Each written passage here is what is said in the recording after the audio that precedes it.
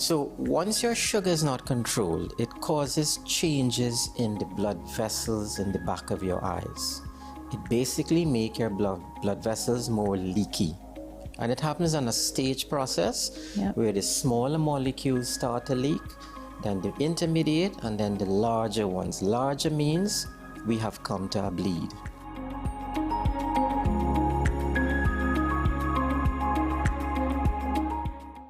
This is Face of Sports, WESN Content Capital. How you felt about the kiss on the lip? That's the business, I'm nothing to do with that. And I find that was distasteful. The national senior team, whether you like it or not, that is the model for all other teams to follow. I'm assuming that the regional requirement may be a much stricter requirement. This is not about Pro League and Super League. This is a league run by the Normalization Committee that I'm responsible for. Nobody expected FIFA to fund this arrangement. If we don't get a professional attitude towards this, we are doomed for failure. You break the balance, trip the leg, control the body. They ain't gonna stand put forever. Why you want the Chiefs to lose so? Why you want the Chiefs to lose so? They already have two. Lamar Why? have... You're jealous because you know the Chiefs getting closer to the Patriots. Let's go to the last part. No, let's go to the last part.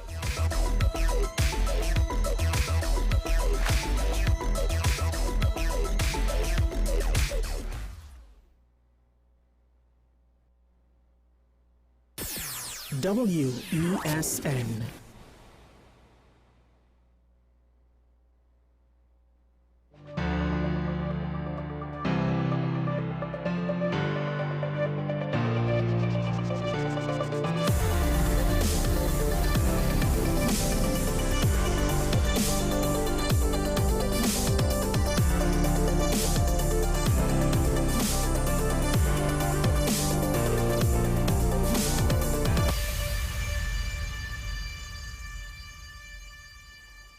Once again, this is Talking Point on WSND Content Capital Show. Michael Small here with you this morning. Of course, welcome to our viewers at night. Now, with regards to our economy, I will continue where I left off yesterday, as to some extent you could look at today's news once again, see indicators, and let me be clear, some of these situations are not necessarily or solely the fault of the current government, or even, to some extent, the previous government. Part of the reason why I want to talk about it is literally just to point out our situation. It's not always to ascribe blame. Sometimes blame is important, yes, in order, one, to hold people to account, and two, to see for others, to see such behavior have to incur consequences. This is one of the ways that you incentivize people for not necessarily playing fast and loose with heavy responsibility, duty to their fellow citizens and their nation. But at some point, we started to just cast blame in order to try to duck responsibility and obfuscate the situation, and the blame game gets tiring. At some point, we have to look at it for what it is, because putting blame and consequences doesn't necessarily solve the problem. In some situations, it can. In some situations, it can. But when you get to the point where it's national issues, very rarely do people involved in contentious issues on a national level, can they afford to personally rectify the situation? But the situation still needs rectifying regardless of where the money comes from. In a personal injury situation, say like recently somebody, minor accident, they can afford to rectify that out of their own personal funds. But the consequences that we could inflict upon people for varying degrees of negative behavior that could lead to issues with regards to national investments, national infrastructure, national state entities, it's not going to be enough to afford the solution. So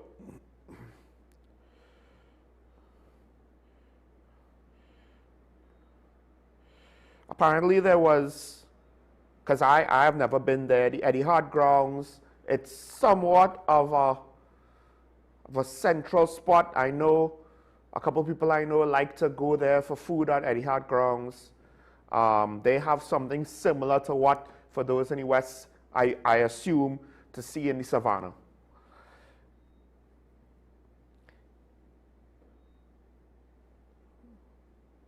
Work or upgrade works on the Eddie Hart grounds was paused, apparently. Approved under the PNM. It was stopped due to financial constraints. The thing is, I could see where some people would see this purely as a negative. And while I'm not going to say it's a positive, at some point, I have to acknowledge the fact that financial constraints are financial constraints. This is why every budget, at least the last 2 budgets, I kept saying, look, what are priorities? And I am willing to prioritize X, which means that I potentially am willing to sacrifice Y. Now, X for me was national security.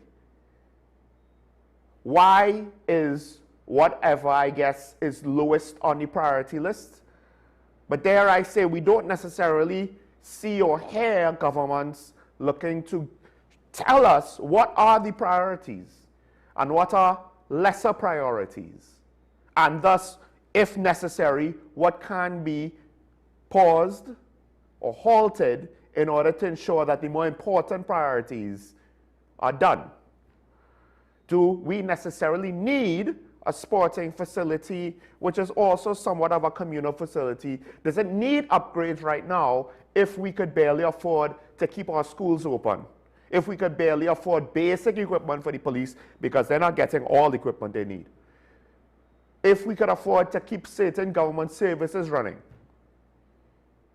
Services that directly impact the development of our children and the potential holes, traps, pitfalls that they will fall through if we fail them, which could then lead to them becoming less than productive citizens, which has a wide range of outcomes. Now, they say since the election we haven't seen any progress.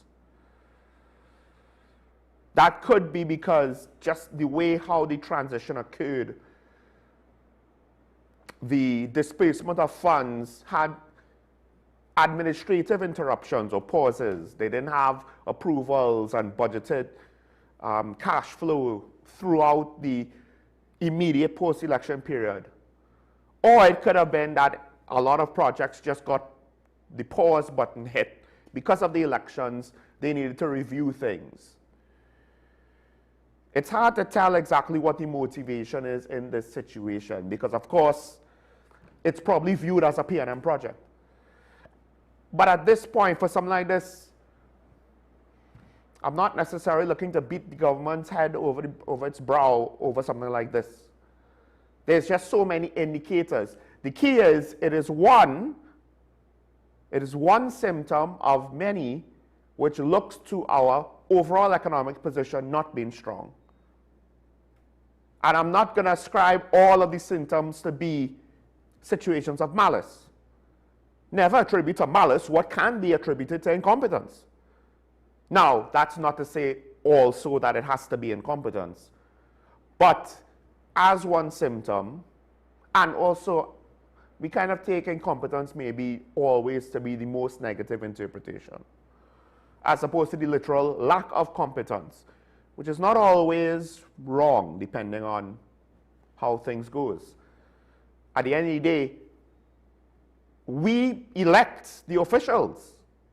Elected officials get selected and chosen, put into office by us.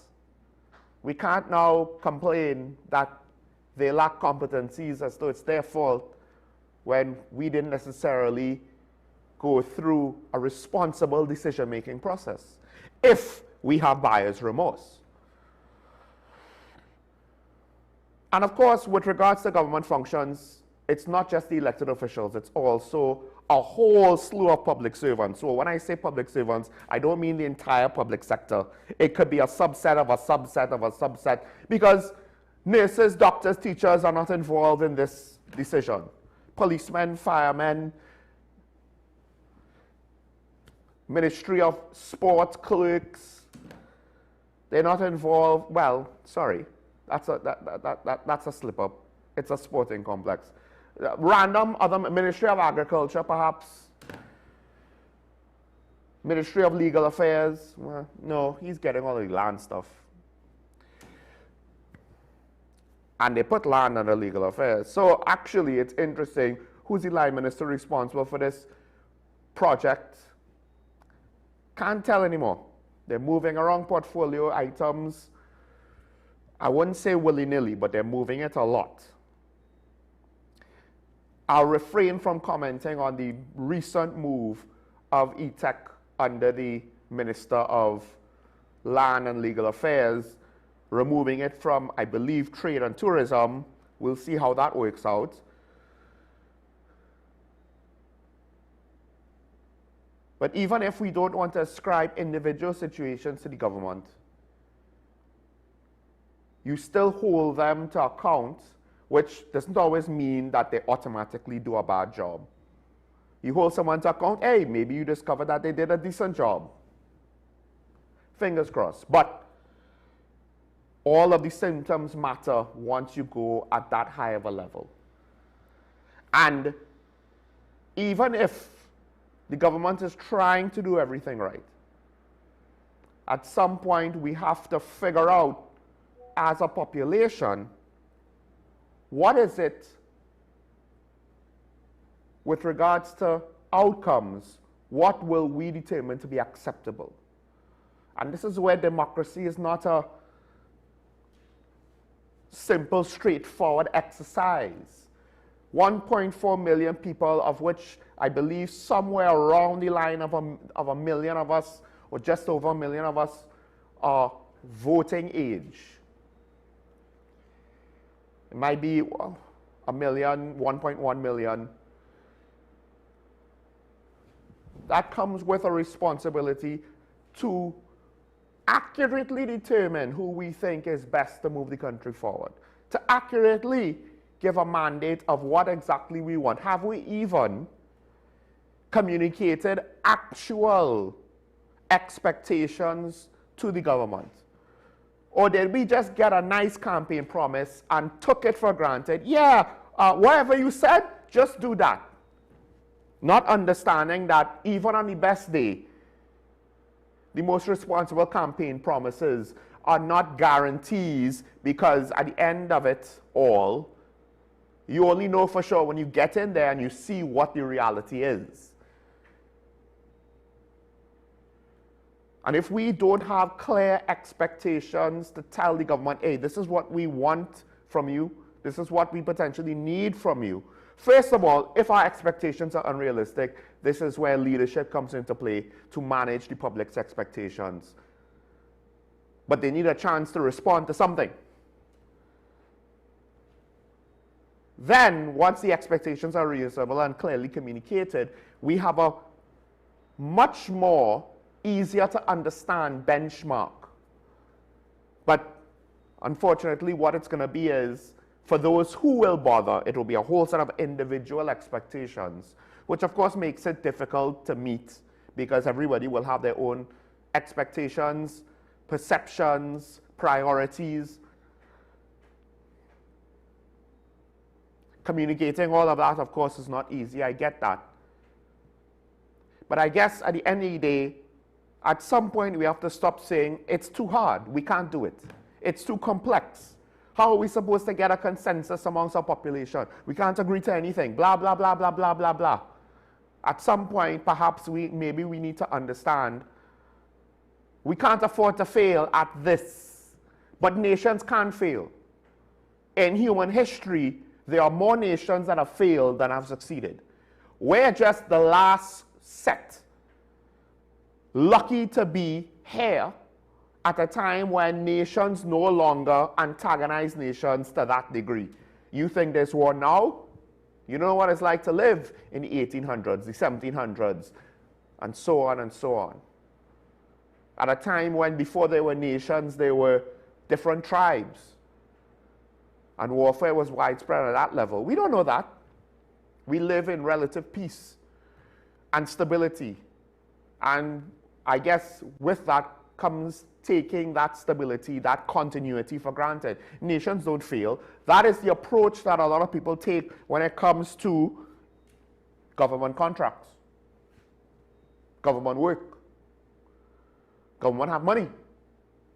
They could afford to pay me. Unfortunately, if too many of us say they could afford to give me something, all of a sudden, the aggregate bill becomes a burden to the Treasury.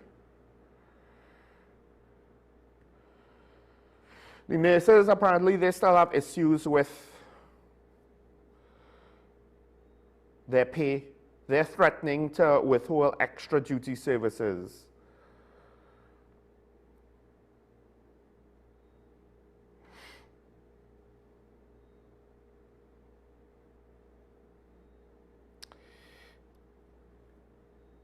And I guess now we're in a catch-22.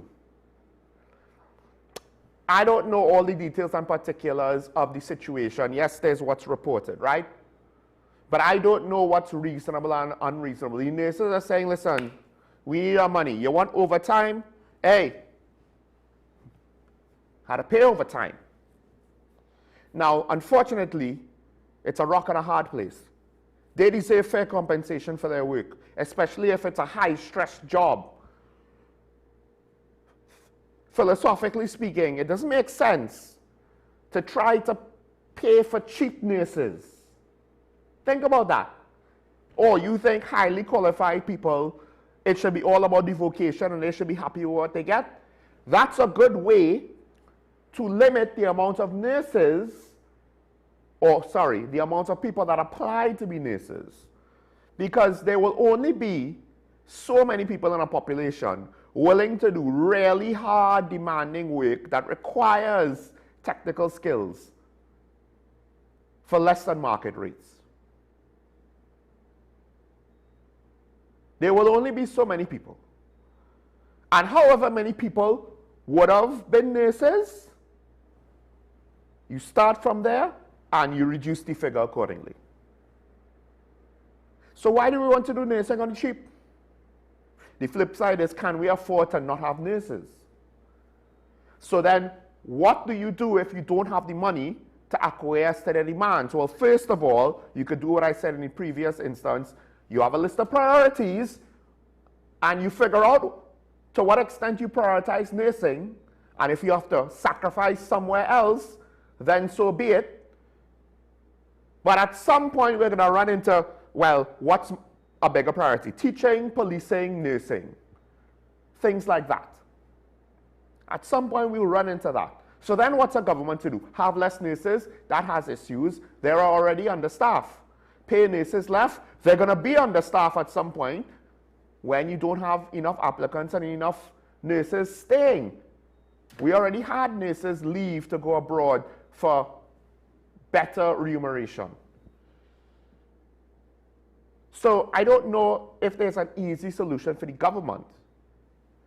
What I do know is, because of how governments, probably this one, given what we saw play out, with their own political promises to the PSA and the CPO / Minister of Finance, given that, and given what we've seen in the past, it is highly doubtful that the governments have set themselves up in order to have good faith negotiations with the Nursing Association. They might think and say it's good faith negotiations, and to some extent it might be done in good faith, but there will be a certain level from the nurses of trepidation. Because we saw that with the PSA. We saw that when the PSA decided to make certain grievances with the process public to start to force the issue. And eventually, they backed off and they backed down. Because it's still ongoing with regards to the back pay. They just stopped talking about it publicly. And once you realize that, then it's easier to understand when Felicia Thomas was speaking out publicly on the issue, That was something to note. So now what are the nurses to do? Because given the tendency of the public, of the government, and that is to whatever extent you have public servants and elected officials, to have both, one, bad strategy and two, bad communication. And this is not the current government. This is governments. The precedent set, the inability to show leadership. Yes, I know people don't want to hear that, but sometimes you have to say those things up front, take your licks, and do your best to be diplomatic. But we don't see that. We don't see the successes, so forgive me if they're there. But I've seen the near failures and the failures. And it implies or suggests that this is not going to be a satisfactory outcome for the Nursing Association, one way or the other. Because nobody wants to be forced to have to leave their home. But nurses have already shown they're willing to do so. So, as I mentioned before now, I'll say it again. What are the priorities? The government needs to prioritize things. It's not enough to have a list. The public needs to be willing also to say what their expectations are, lest we see some wajang priorities that we can't agree with, and we end up in a state where we will be wondering, how did we get here? And this is something that should be done for all governments. This is not no UNC specific exercise. We failed to do it with the PRM, and they bore the consequences of the part they played in that by being voted out. But if we vote out the UNC now, or within the next 4 years, who do you replace them with? Who's ready to lead if this government eventually, potentially proves it can't solve all the problems that need to be solved? Let's take a break. When we come back, we'll welcome the guest. Stuff happened with regards to potentially bringing home our citizens in Syria that's been stuck there for years, a controversial issue to say the least. We'll be right back after this.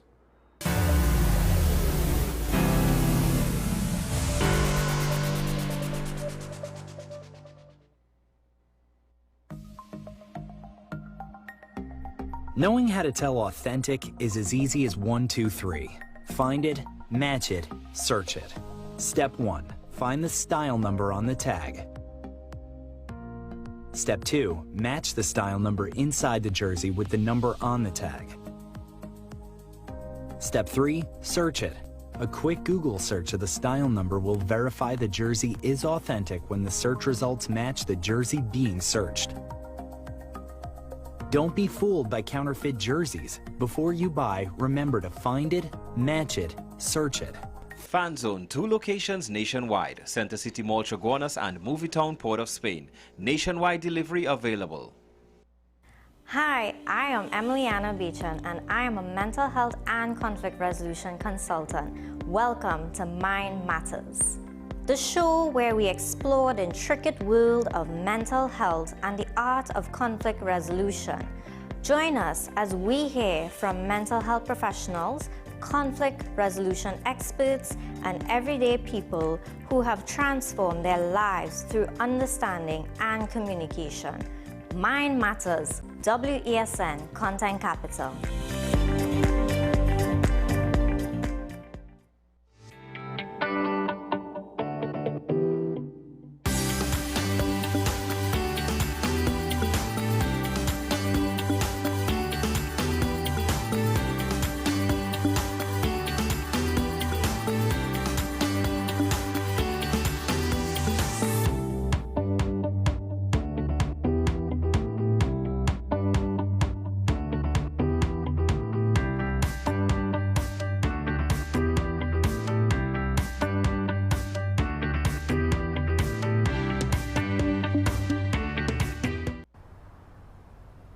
Bill and Ruth fell in love with the Benjamin Moore color Dry Sage, but they tried to match it using another brand's paint.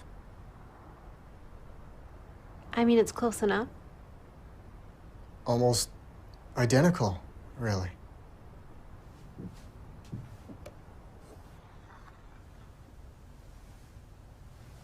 Yeah, there it is. Never trust another paint to be a Benjamin Moore color.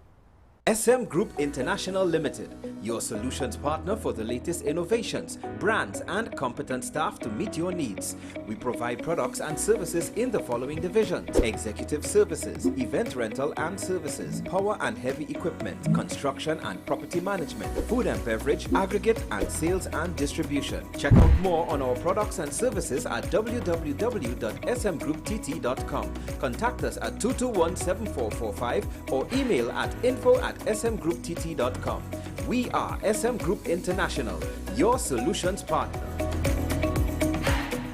You are watching Strictly Legal on WESN Content Capital. Just give an overview of what exactly is that split arrangement. It is now you don't need to register nothing. You don't need. We can do that another time.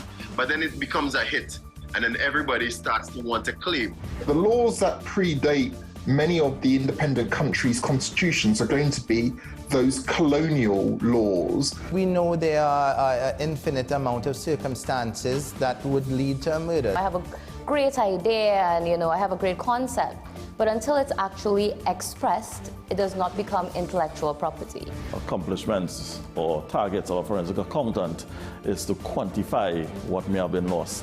We believe we defend criminals and we manipulated the law and we exploited the system. A responsible journalist will reach out to the person who they have the information on for a comment.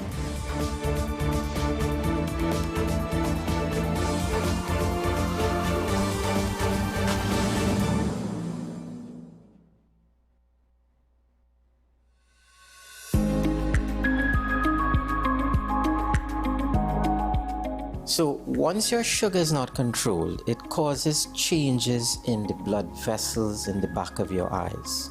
It basically makes your blood vessels more leaky. And it happens on a stage process where the smaller molecules start to leak, then the intermediate, and then the larger ones. Larger means we have come to a bleed.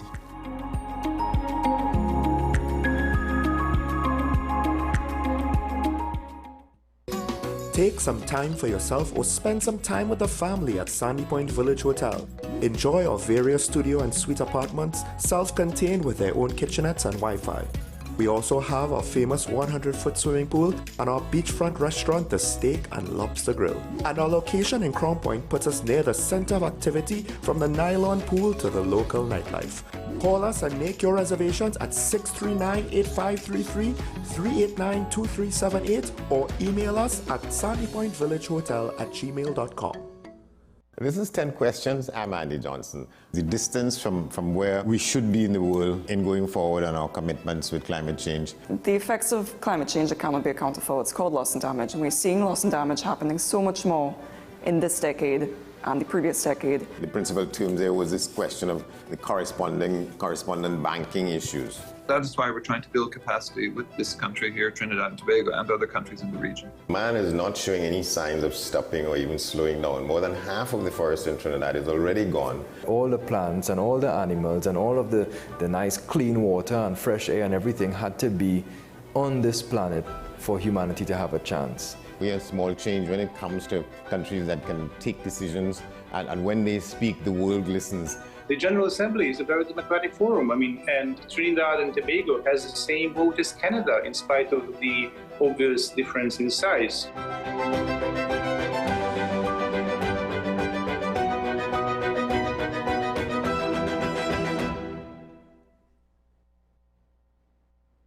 This is Face of Sports, WESN Content Capital. How you felt about the kiss on the lip? That's the business. I'm nothing to do with that. I find that was distasteful. The national senior team, whether you like it or not, that is the model for all other teams to follow. I'm assuming that the regional requirement may be a much stricter requirement. This is not about Pro League and Super League. This is a league run by the Normalization Committee that I'm responsible for. Nobody expected FIFA to fund this arrangement. If we don't get a professional attitude towards this, we are doomed for failure. You break the balance, trip the leg, control the body. They ain't gonna stand put forever. Why you want the Chiefs to lose so? Why you want the Chiefs to lose so? They already have two. Lamar don't Why? have. You're jealous because you know the Chiefs getting closer to the Patriots. Let's go to the last part. No, Let's go to the last part.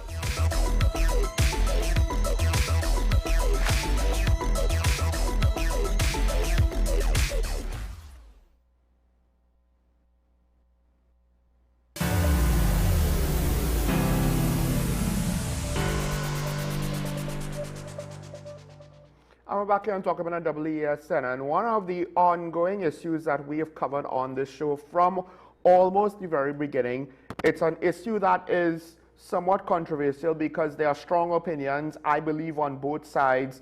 And we have spoken, of course, to our guests before. This is with regards to the repatriation of our nationals, basically the dependence of those that went to fight for ISIS, who have been stuck in a refugee camp. This is, I believe, to be, based on reports, the 8th year. And in many cases, we're speaking about minors who potentially are, in a lot of them, no longer minors because of that 8-year period, leading to, I guess you could say, unprecedented challenges that only grow as the situation persists. But hopefully, some resolution will be had. To speak to that, of course, we have with us Nafisa Mohammed, one of the advocates and people that have been spearheading this initiative. Nafisa, welcome back to Talking Points. Thank you very much, Sean, for having me on your program, especially at this time. We have just come out of the holy month of Ramadan and celebrated Eid al-Fitr. And it is yet another year when these children and women continue to languish in these refugee camps and detention places in Syria and in Iraq. Now, of course, I'm happy. Thank you. Same to you. Now, of course, the situation in the Middle East is not what it was, say, a couple of years ago. We've already seen violence and tensions with regards to Israel-Palestine and how that has escalated and persisted, I think, in a manner which, in a way, is also unprecedented. The persistent high levels of violence that have caused that part of the Middle East to now not necessarily be quite as viewed as quite as safe as before. Of course, Syria is in that area, right? But then also the wider Middle East now has also erupted into regional conflicts, which includes Israel.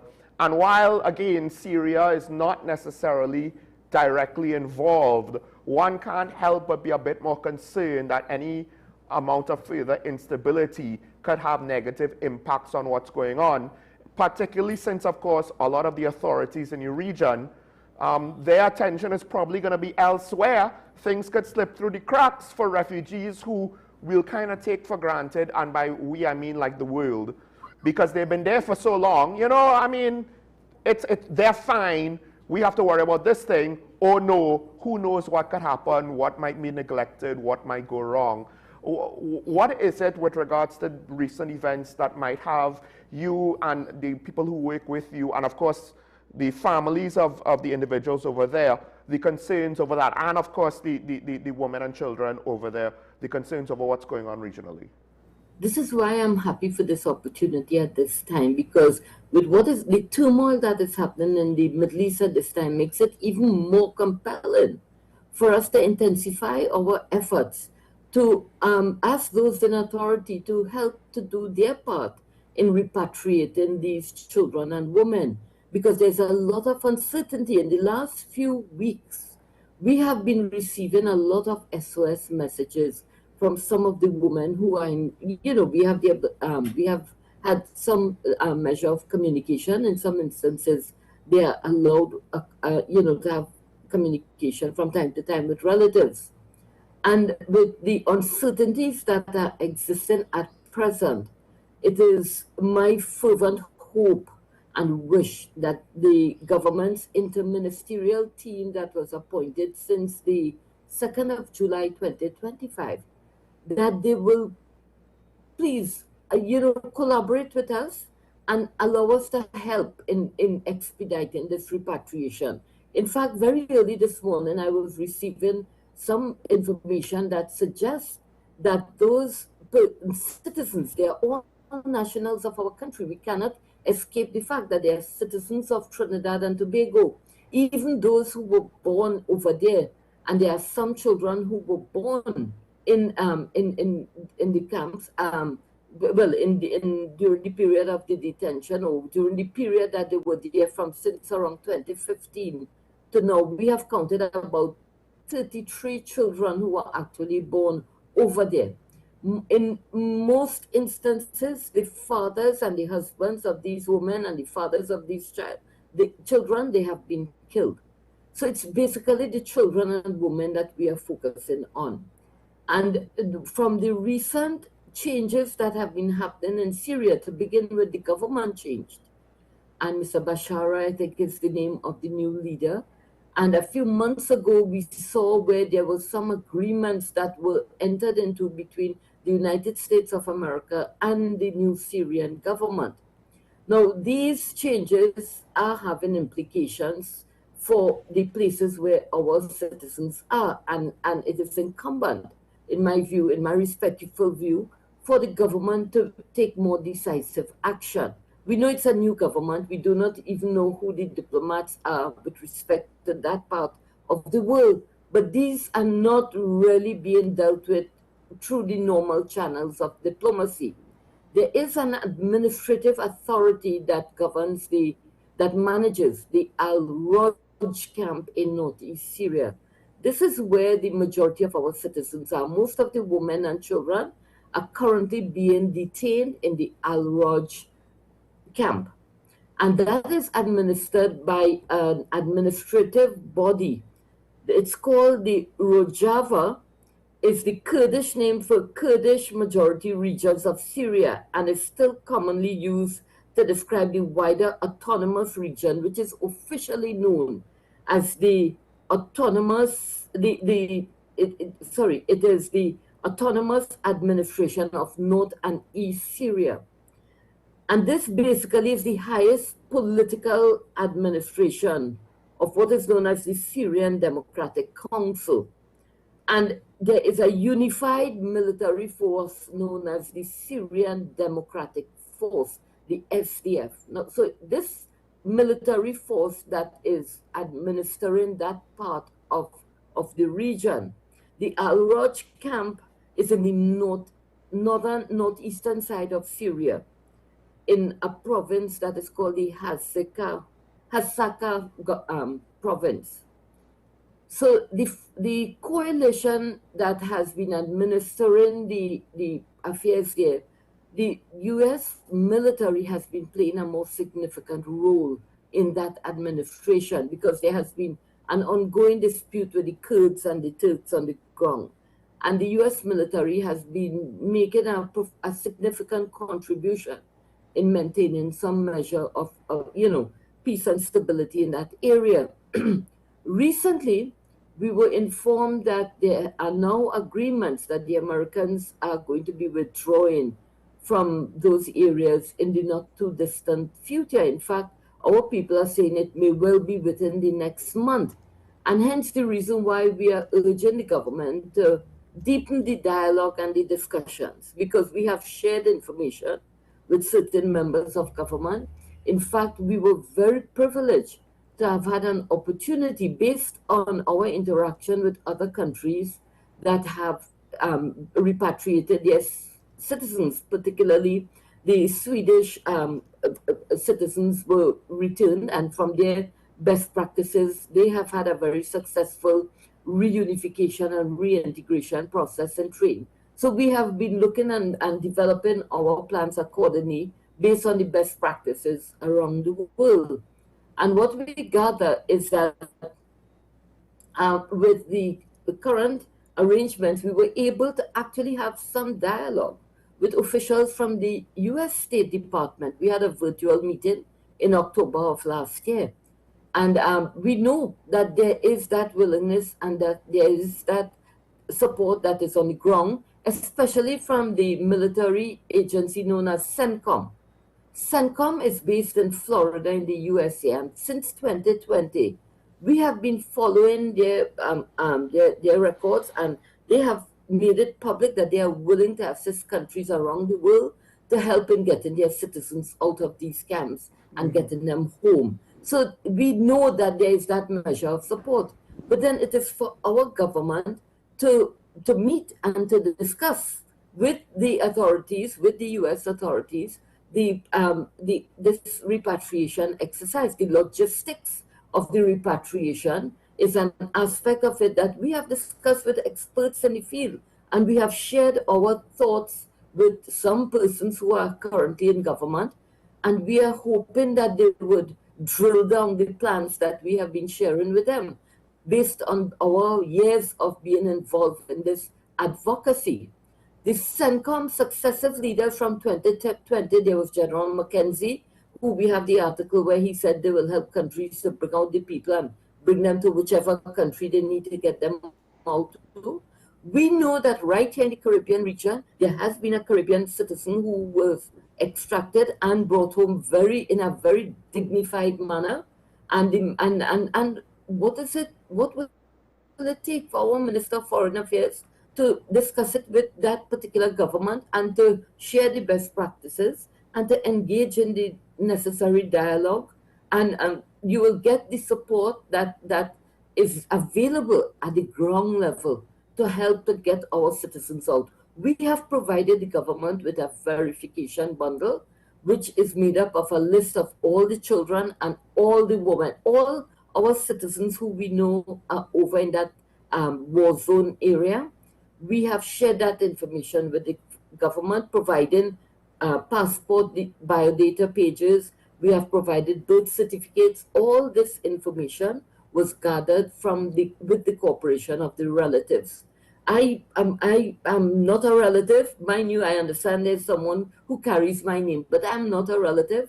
I am an advocate because I have helped in the development of our child protection laws in this country and with our new juvenile justice system. And I have always been involved in matters involving children and women. And I'm very passionate about this because we do not have to reinvent the wheel.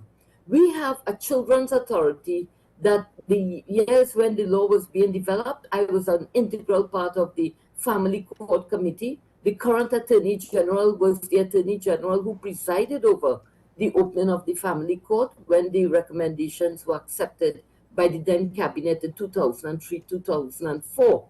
And then once the Family Court came into being, we moved on the package of children legislation which needed to be reformed, and a comprehensive overhauling of that package of legislation took place. And in 2008, several of these bills became, they were revised and they were enacted in our statute books. And then before I got fired in 2010, when the government changed, I recall when afterwards there was further developments happening. There was an implementation team regarding the Children's Authority. And eventually in 2015, one of the last things that the former Attorney General Anna Ramlogan had done was to have the Children's Authority implemented in 2015. Thereafter, I served as a consultant in that agency for more than a year. And from my understanding and my knowledge of the systems that we have in place, if at all there is any concern about any of these children, I am satisfied that we have new modern mechanisms that are already in place. You do not have to go and pass a law to bring these children and women home. I am not aware of any criminal acts that these women or children have committed. Mind you, we respect the work of law enforcement. And if our national security apparatus has any concerns, we are willing, we are desirous of sitting and talking to them to see how we can help to address those concerns. The relatives is the most direct source of information, and we have been pleading for an audience, and no one seems to be, taking us in that direction, to engage in with other critical stakeholders in an effort to bring about an expedited repatriation. Because the last government, whether it was for whatever reason, there seemed to be an unwillingness to repatriate these citizens despite the public utterances. For 2 years, Nizam Mohammed, former speaker, was appointed chairman of a repatriation committee. And what was the outcome? The government changed in April 2025, and I'm not aware that any of these children or women were brought home safe and except just in April last year, 2 children who were sent to England, their grandparents were able to pursue the matter in the courts in England, and they have successfully had their 2 grandchildren repatriated, and they have settled home and doing extremely well. So we are saying that this effort requires a collaboration with other critical stakeholders, including myself. Because I come from the bowels of the Muslim community, and I've been engaged in extensive conversations with different agencies, different organizations and groups, and there is a willingness, and this will help to take the burden of this state, because you cannot de-radicalize an individual with the barrel of a gun, which seemed to have been the militant approach that the previous regime was taking. Team Nightingale was a creation of the former Stuart Young Minister of National Security. And when you look at the composition of Team Nightingale, they were never, we tried to find out what was their, what terms of reference they had, what was their mandate, and that every time we ask, we are being told Team Nightingale is looking at it. But who was Team Nightingale? A number of agencies, the former Attorney General Faris Al-Rawi, wasted taxpayers' dollars and created layers and layers of bureaucracy to put his chosen ones in position. And they have had no experience out there. They never once reached out to the relatives or to any other stakeholders to discuss the issues at hand. And that was a miserable failure. And if it is that this new government came into power and these same elements who were, at one time there was a draft piece of legislation, a very nasty, draconian bill that under Faris Al-Rawi that was drafted and circulated in the media. It was in January 2020. And that was such a horrible piece of legislation. And then from since then, there seemed to be a mindset in certain quarters as if you need to have legislation to control these people. You are talking about children. Many of these children under the age of 8 do not even have the capacity to commit a crime. And you want to bring these children home and put them in a detention facility? Like what did, I mean, this is not COVID times. But when these children come, the best therapy for them is to be reunited with their families. That is under the Children's Authority Act. We have a listing of what constitutes the best interest of children. And if we are acting, we must recognize that it is in the best interest of children to be reunited with their families. Wow. And in these instances with the children and women who are over there, we have a listing of immediate relatives. We have an idea as to the locations where these 25 women will have to go because the children belong to those women. And to begin with, this issue, they make it appear as if they're bringing home these people that some non-citizens will try to slip in. That is such rubbish. Because well, I wanna ask though, why? Because you've already said apparently two children were retrieved from England, right? Yes. It seems privately. Yes, they had to go through the courts in order to allow it. What are the formal or technical reasons? Because this is still something that a lot of people probably don't know fully. They just know, oh, well, they're in Syria, so it makes sense to them that they can't just come back. But to say that the general public knows for certain, and I don't want to necessarily want to tell them because my assumptions might be all off, right? So what are the formal or technical reasons, whether legal or logistical, that prevents them from privately just, figuring out a way to come back?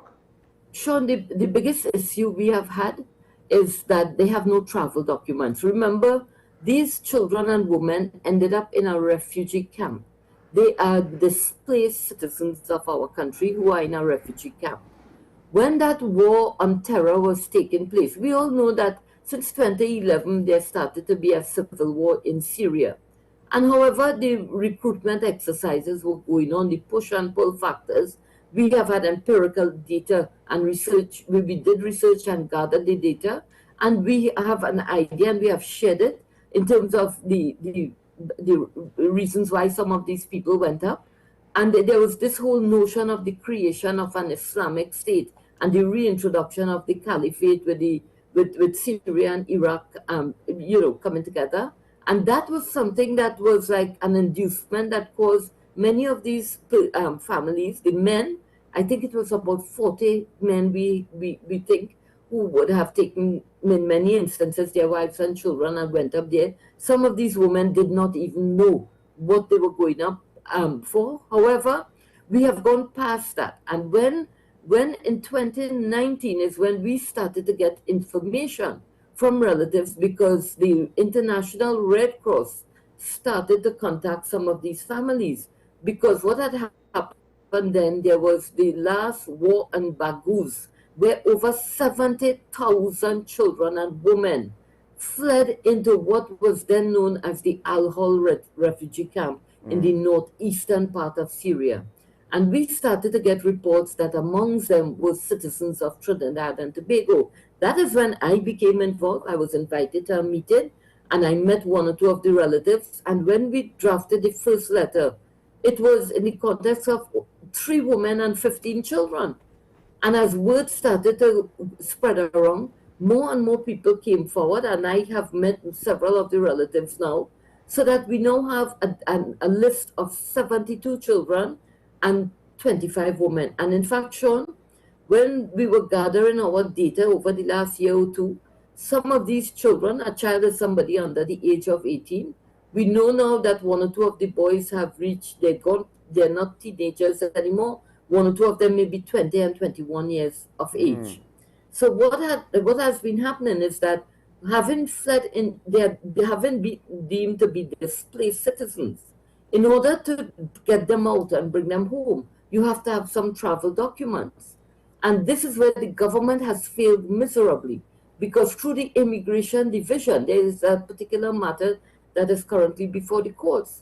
And I don't want to delve into that, but why waste taxpayers' money, dollars like this? Because all they have to do, create a template, and they can create a travel document and allow the people to be able to travel, because you have to cross borders. If you're going through the airspace of one country to the next, you have to cross borders before you can reach the Trinidad. And we have discussed different options when it comes to the repatriation. If the government is saying, yes, they want to repatriate, then what is required is to get an aircraft that could hold almost 100 persons to get them out of the camp and to either another airport or bring them straight home. This is why, with the recent deepening of the relationship between Trinidad and Tobago and the United States of America, we were expecting that these matters would be raised with the U.S. State Department officials, because the U.S. military has all types of aircrafts that are available and that can be used to help to get our citizens, with the support of the U.S. military, get them out into a safe place, if not to bring them straight home to Trinidad. Because to travel from the Middle East to the Western Hemisphere, internationally, you know that we, as Muslims, there are Muslims who would go to perform the Hajj, and sometimes you can get a direct flight from the Middle East across the Atlantic to JFK, and that could take about 13 hours. The bigger airlines like Emirates and Saudi Airlines and so do that.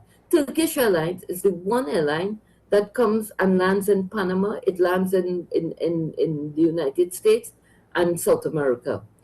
Why can't we pick up the phone? Why can't some top official speak to the Turkish government, because we have excellent relations with the Turks, and ask them to help us with an aircraft to bring our citizens straight home? And the Civil Aviation Authority can open up the airport to allow the plane to land, like they did when Delcy Rodriguez and others came, and allow them to come home. Once they land here, whatever the security officials and the relatives, we already have a place identified that they can be taken to, where some preliminary assessments can be done. But we are advocating that they be sent to their respective homes sooner rather than later.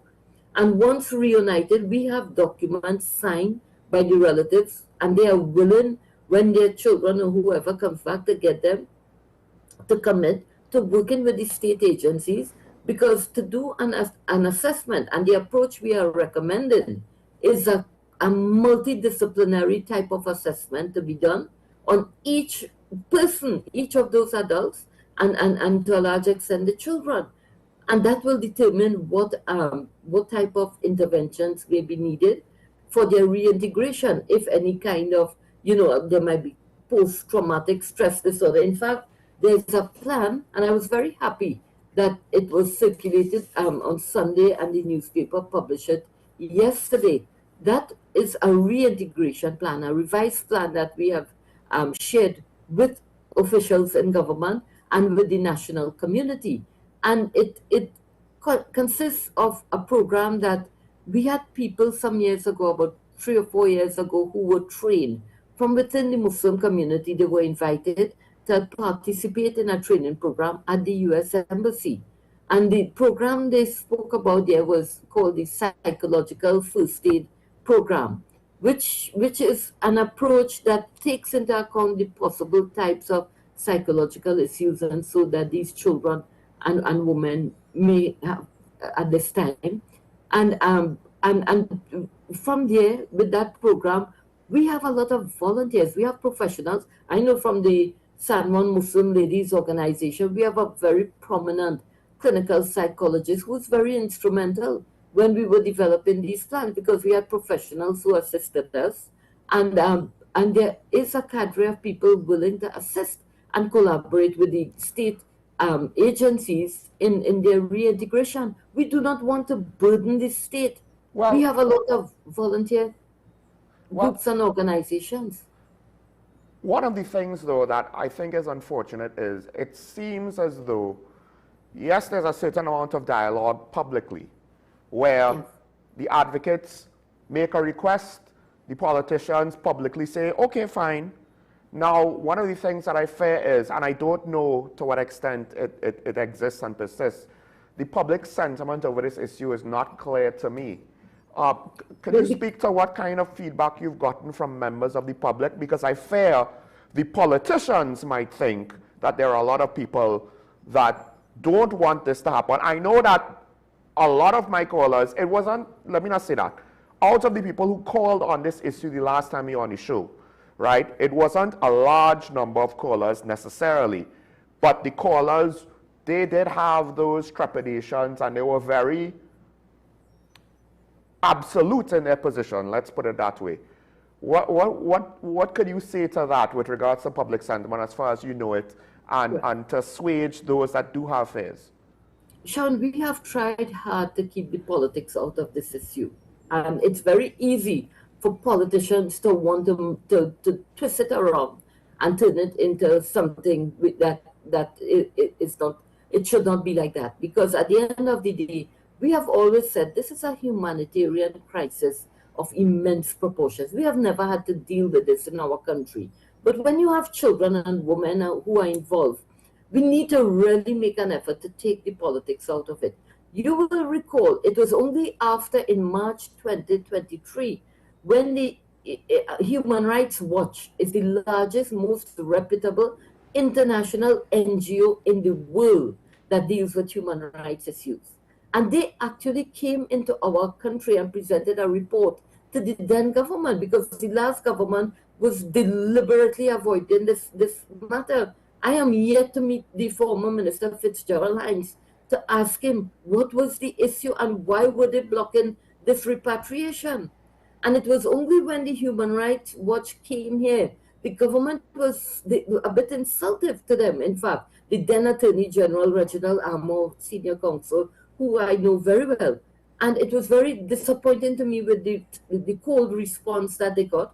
But they held a press conference, and they actually presented the report of their investigations. They were actually physically in the camps and met with our nationals, and they did our country a favor to report on the situation in that report. There are hard copies of that report available. But since 2023, they came, I think it was the end of February or early March 2023. And it was days after this was in the media and the country was in support of the repatriation, from what I recall. Then you had the Prime Minister come breaking his silence only after the current Prime Minister was at an iftar in March 2023 at the Shogunas Borough Corporation, and she issued an invitation to the leadership of the Muslim community to meet with her to discuss discrimination and Islamophobia against the Muslim community. And for that, I want to thank the current Prime Minister because she was leader of the opposition at the time. And it shows that she has an understanding of some of the issues that we have been grappling with. Islamophobia is a real issue, not just, it's global and it's here in Trinidad and Tobago. All right, that is a fact. You just look at the kinds of situations that we have had to endure right here in Trinidad and Tobago. No government will want to acknowledge it, but I know what I have had to deal with, and there's a high level of Islamophobia that operates in certain circles. And we should not be encouraging this. Our country is a diverse country. We have the capacity to teach the rest of the world. We coexist, we side by side as a people. We have helped to develop and build this country. Where I come from, the Muslim community has been playing a significant role in developing our community and our country, and we continue to do so. It is in our DNA. We are citizens of Trinidad and Tobago. We love our country, and we know how, and look at how everybody participated in Eid al-Fitr this year, all right? So that now that the Prime Minister, who was then the leader of the opposition, on the eve of the elections, there are public statements. In 2024, the Honorable Kamala Prasad Bisesa attended the Eid Namaz at the Nur Islam Mosque, and she did indicate that a UNC government will fix this and they will bring the children home.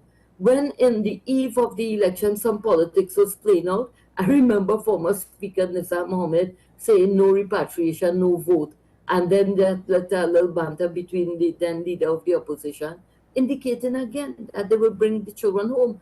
And as the promise, I must commend the current Prime Minister because it was in July of 2025, the Honorable Kamala Prasad Bisesa government, through the cabinet, appointed an interministerial team to expedite the repatriation of these children and women, which to me is a clear indication we've gone past that benchmark of whether they intend to or not.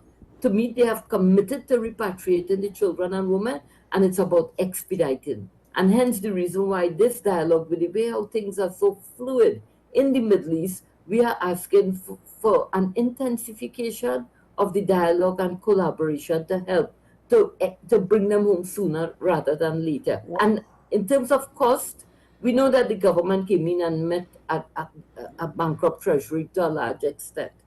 We have also explored avenues and other options as it relates to, if at all there's a cost factor to be incurred, there are people willing to help. And if there's a dialogue going on, we would be happy to engage in that dialogue and see how we can help. We just want to collaborate, that is all. And that is not a crime. I'm not being political and I'm not attacking anyone. So we want to collaborate to expedite the return of our citizens. And when they return, we want the national population to know that they ought not to be afraid because there's a cadre of people out there willing to help in their reintegration. You mentioned earlier that the Americans are looking to potentially extricate themselves from that part of Syria and their involvement with regards to the refugees and the refugee camps. Now, this could be part of the wider politics at play as, of course, America is engaging with their allies in the region, hostilities with Iran, and I guess you could almost say that international diplomacy in the region is being played out in real time in a very dynamic way. We can't necessarily know how the dust will settle. Is there any concerns that the support that was stated to be offered by CENTCOM and the U.S. State Department might potentially be more difficult to get in any practical way moving forward, or might even possibly be withdrawn if America just withdraws from the region? They might not have the same level of practical access.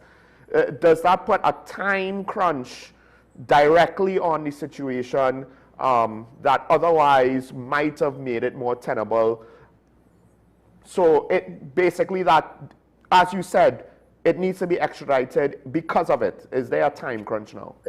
Sean, you are on the ball, because that has added a new dimension to the whole process. And this is why we are urging the government to intensify its efforts, because we believe it is not an insurmountable problem. The governments speak to each other, and look at how beautiful the relationship has evolved now. Look at the direct contact our Minister of Foreign Affairs now has with certain departments of state within the US government, and indeed our Prime Minister, and the close relationship that is shared. With dialogue and diplomacy, it can be done. It is not insurmountable. This, I am telling you, this is a humanitarian crisis, and which government wouldn't want to approach things in a humanitarian way? And you know, it's a matter that, and with our Prime Minister's ability to dialogue with people, look at how she was warmly received in Florida a couple weeks ago.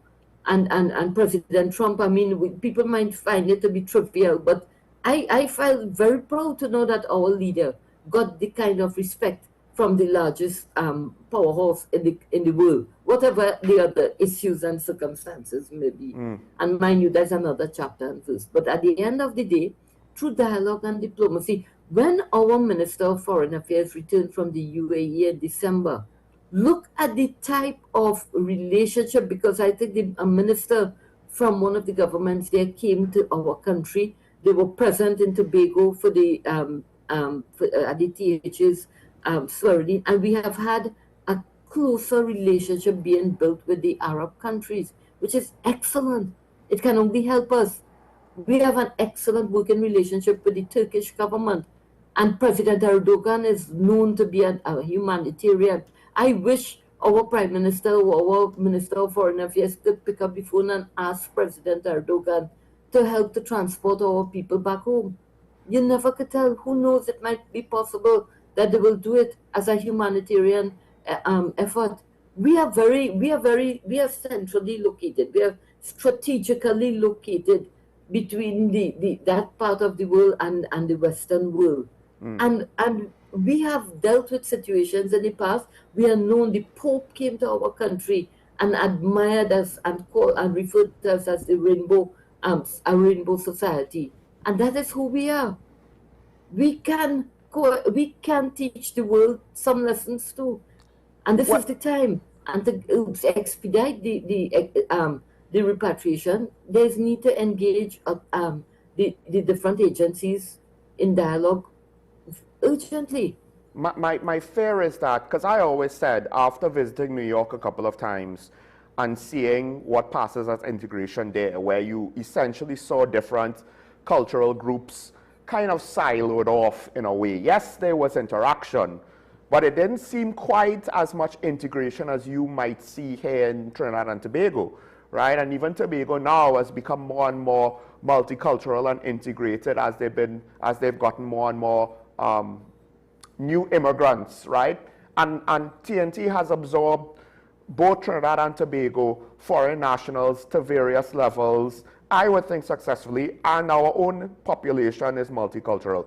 But the problem is, I also fear we like to import political ideologies that touch on racial issues and religious issues and discrimination and bigotry and stuff. We like to import a lot of it, and unfortunately it ends up being played out here. Some of the fears and concerns and divisions are not even necessarily of our own making. With that said, I'm going to maybe put you a little bit on the spot here, because there are some people who are still concerned about the potential radicalization. And when you speak to them, it's mainly about the adults. So, of course, in this case, it would be the women. One of the things that was proposed to me to ask is, well, what about if only the children are brought back, right, under the assumption that they will somehow be safer, right, and not the mothers?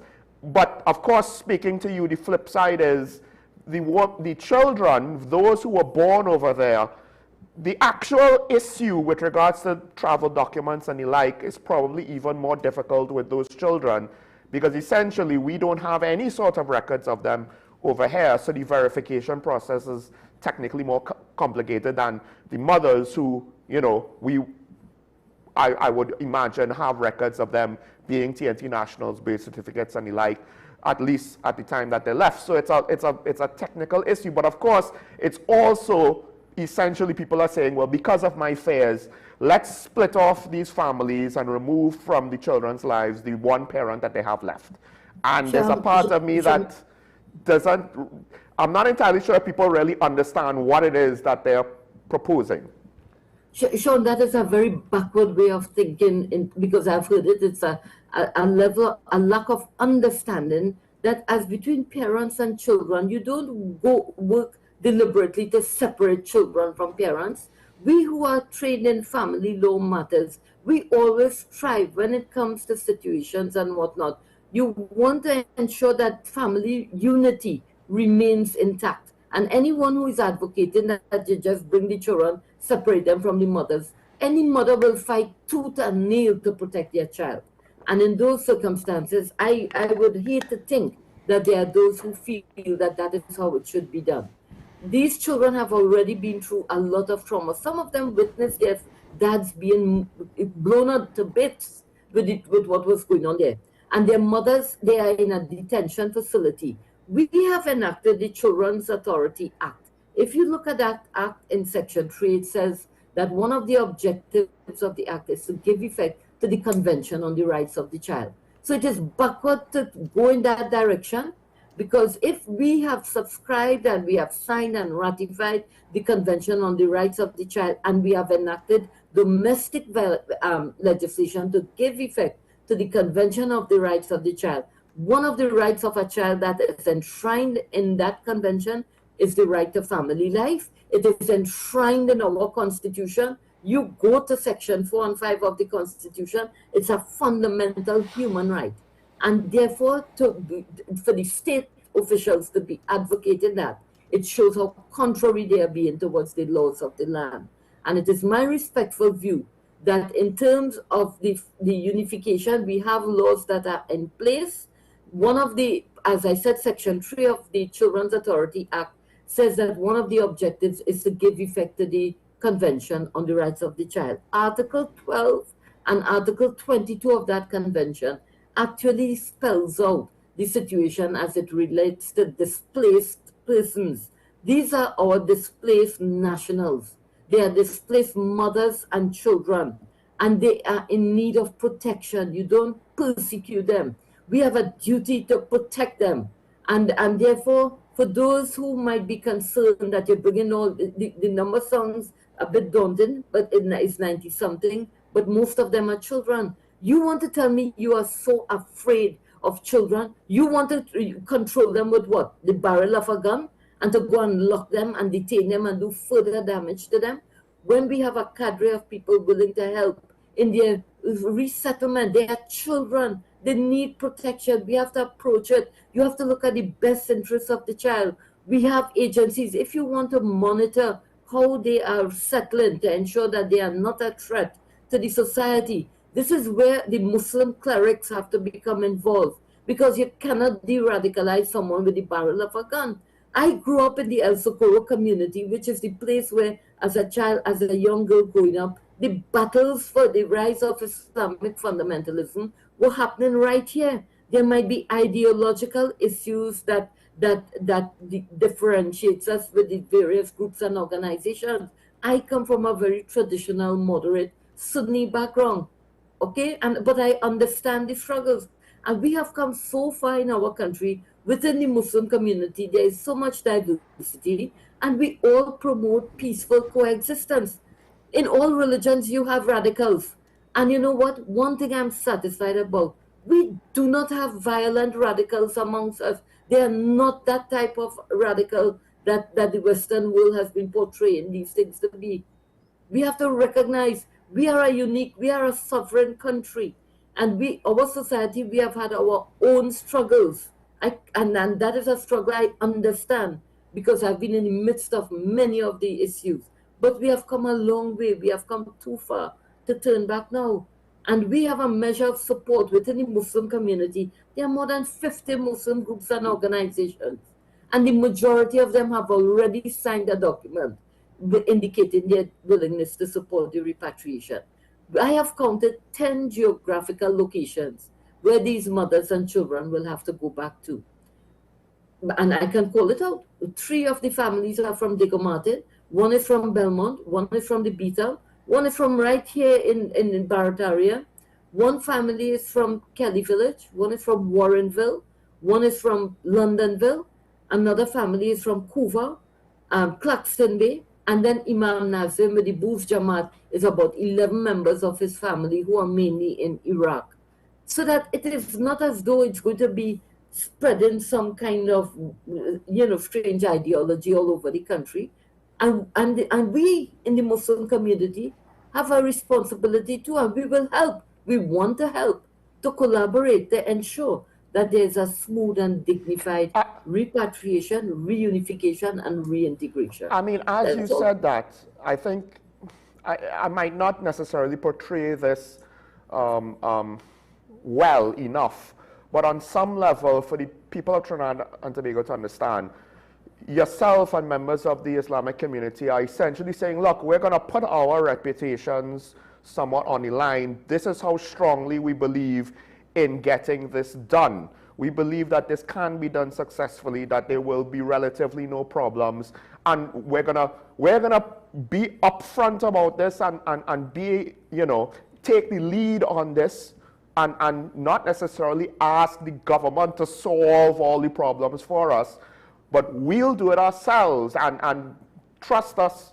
I guess you're asking the population to trust you all, and the history that outside of one event, right, which was a subgroup, the Muslim community of this country, you yourself are part of our democratic legal system and not necessarily part of some Middle Eastern form of government or radical form of politics.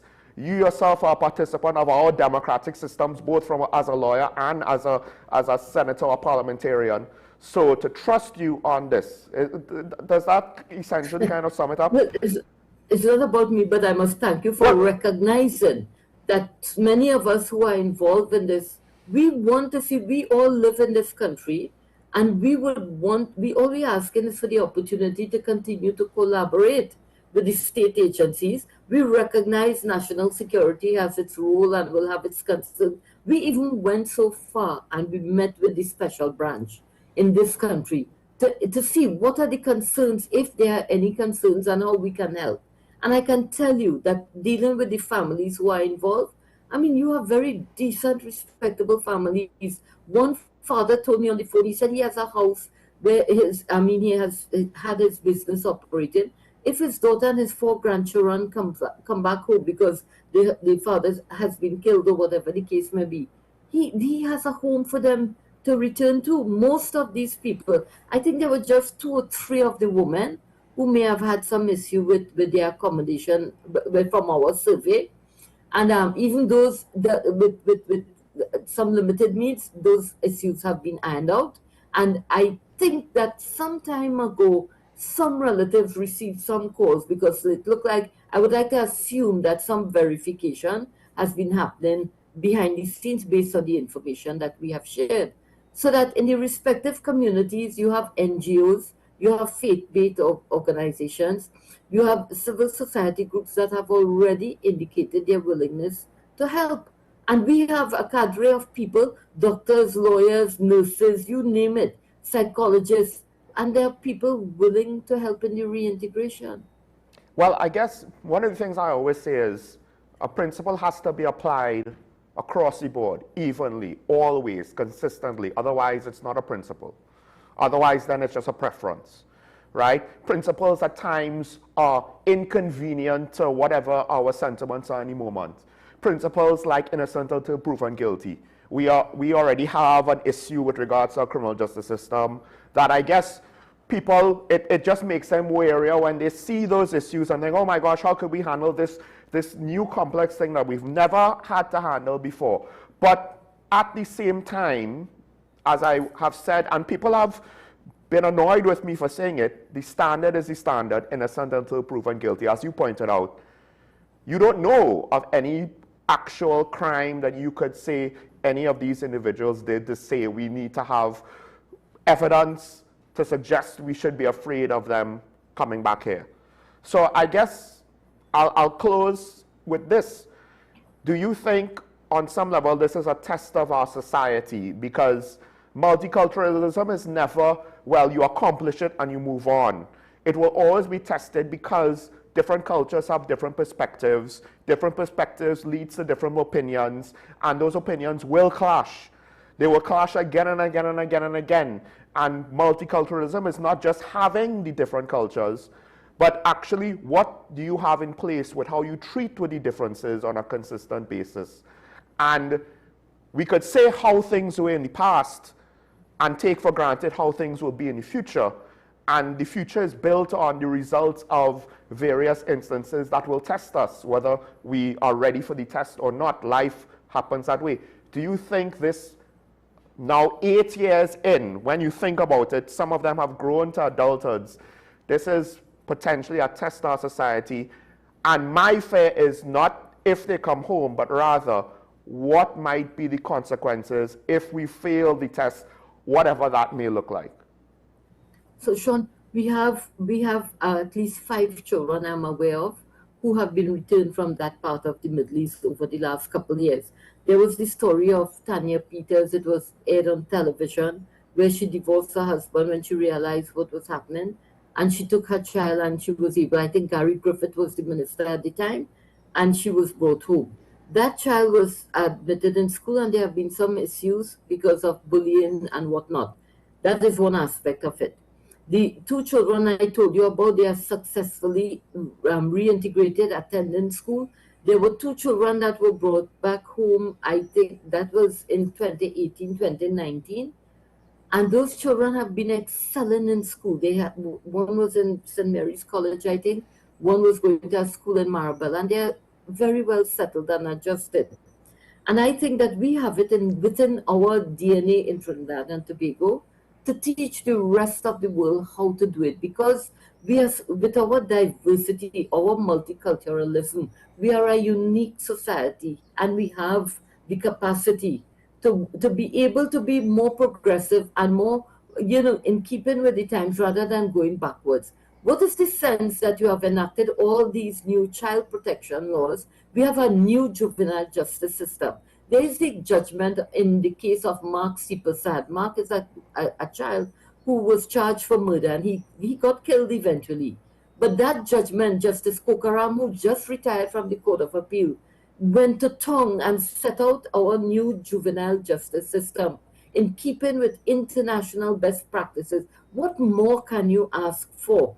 When it comes to the best interests of children, our new child protection laws actually codify what is in the best interest of a child. Long ago in the courts, when you're dealing with custody and access, you have to go through a whole long thing about what is for the welfare of the child.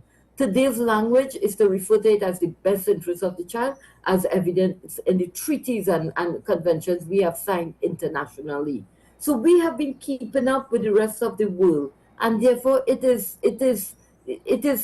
to me, the fears that are being fueled continue to be unfounded. When they come, it's only when they come and we meet them, we will know exactly who we're dealing with. I have been interacting with relatives, and I have nothing else but respect and admiration for these people in terms of what they are enduring. And I would urge our citizens, the different religious communities, we have been engaged in talking. Yesterday, I was speaking to someone from the interreligious organization, and I keep them abreast from time to time. I send documents, I share information, and I know that we have a measure of support across the country, so that our multiculturalism is an asset, and managing our diversity is part of our strength, and we should look at it positively and not negatively. And I just want to say to the national community that there are many persons who are willing to assist in alleviating the burden on the state in an effort to help to bring about a dignified reunification and reintegration of these women and children. The repatriation, that's the extent to which we need the help of the state, because they are the ones who have to give the travel documents for them to cross the borders and perhaps to negotiate. If there's a commercial airline and you have a cost to meet to get a ticket, we have identified a source where you can get a one-way ticket for $1,000 per person, and there are persons who are willing to sponsor a child or a woman to come back home. Many of the relatives will have to dig deep and find the means to do so. But it is the government's responsibility in any country when you're talking about these issues. They too have a responsibility. And we want to work with the government and in this process to bring a resolution to it and to help to expedite it. That's all. Now, you could correct me if I'm wrong, but history's shown that at least in politics, precedents that are set never are static. At some point, they will expand. I don't know legally if that also holds true more often than not, but I say that just to say this will set a precedent and we will think it's limited to X, Y, and Z. And again, thinking down the road, I would question why assume that it will be merely limited in the manners we think they are and not potentially lead to something else down the road. Life and history says it's never going to be so clean or clear cut. Nafisa? But that's the history all over the world. We can't predict everything. Almighty God is in control. And I am simply trying my best to indicate that it is a situation we should not be like an ostrich to bury our heads under the sand. It is an issue that has been confronting us, and we have the means and the capacity to deal with it as the situation arises. And as it stands, there's a lot of goodwill and a lot of support that is available to help in ensuring that there's a smooth and dignified, a win-win situation, not just for the children, the mothers, and the relatives, but for the national community. We are all in Trinidad and Tobago as citizens of this beautiful country, and we want to live in peace, love, and harmony.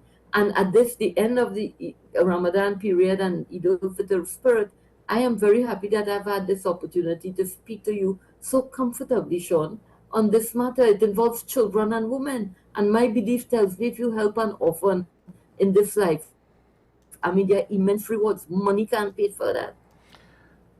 What? Understand? Yes, Nafisa. I think part of it is if, as a society, we went all in a positive direction, I honestly don't think that the outcome would be negative.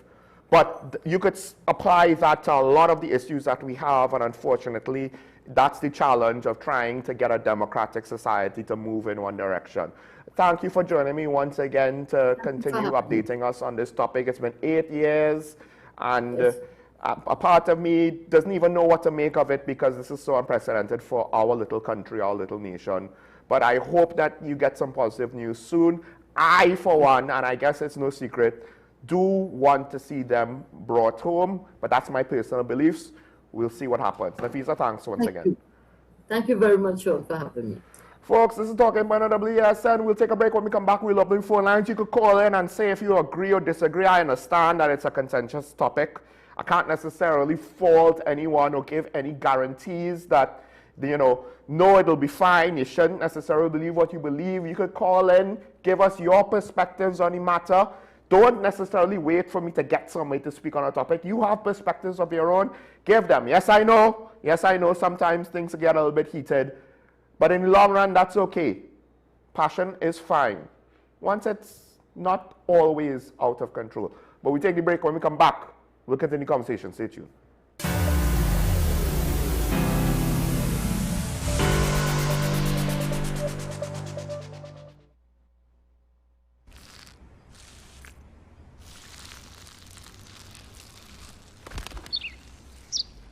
Maybe he landed here totally by coincidence. But if by chance he's admiring your fresh coat of Benjamin Moore soft sky blue, well, that's a pretty high compliment. Coming from an expert.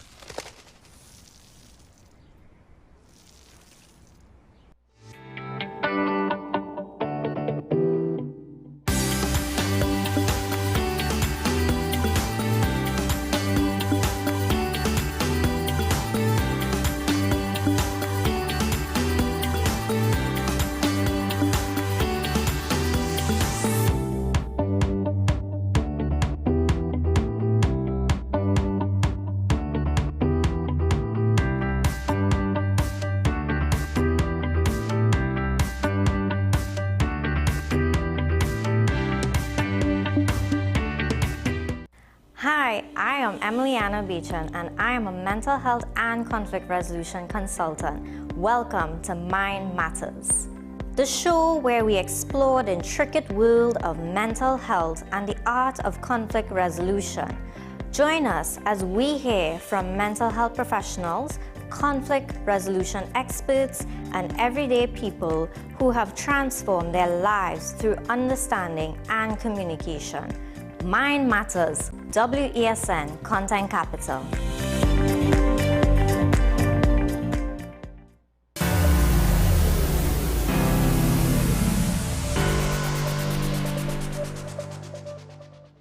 I'm back here and talking about the WSND Content Capital. Sean Michael Small joining you once again. A contentious topic, at least at times, given those who were willing to speak about it.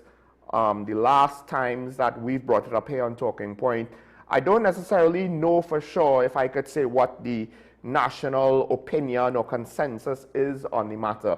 It's one of those things I believe perhaps people potentially don't necessarily want to talk about it because there's too many tricky variables, and at least some might acknowledge the fact they don't know enough and don't necessarily want to have an opinion. But then again, on some level, how do you feel about it? You could call in, let me know. Now, I'll say this, the last thing that I said there, and maybe it's best that I clarify. With regards to going all in a positive manner, I said if we do so, I think we'll get a positive outcome. The key is, what does that mean? Because when Europe had its refugee crisis, I would not say that that's what Europe did. You have to not just be positive about it and hope for the best and try to be constructive and try to achieve a good outcome, but you have to do so in a practical, responsible, realistic manner. And Europe didn't do that with the refugee crisis, right? So therefore, it wasn't a positive approach, it was a half-baked approach. Now, I think we can do so here.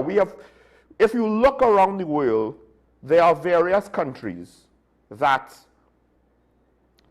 those nations, they have a very different culture, very different legal system, very different societal expectations for each other with regards to things like littering, loud music, with regards to a lot of norms and customs that treat with how we live in communal spaces, live amongst our neighbors, you know, how we affect the people around us. And granted, we're not necessarily going to be able to do all of that. You know, we don't want to change who we are too much, but I think it does give examples of certain aspects where if you're just positive about things, you'll be surprised what the results could be without needing to have hard enforcement teams on every little thing. And that can translate, if you're willing, with regards to wider social issues. We have a call on the line. We'll take the call. Caller, good morning. You're on here. Hello. Morning, morning. Morning. You're on the air. Go ahead.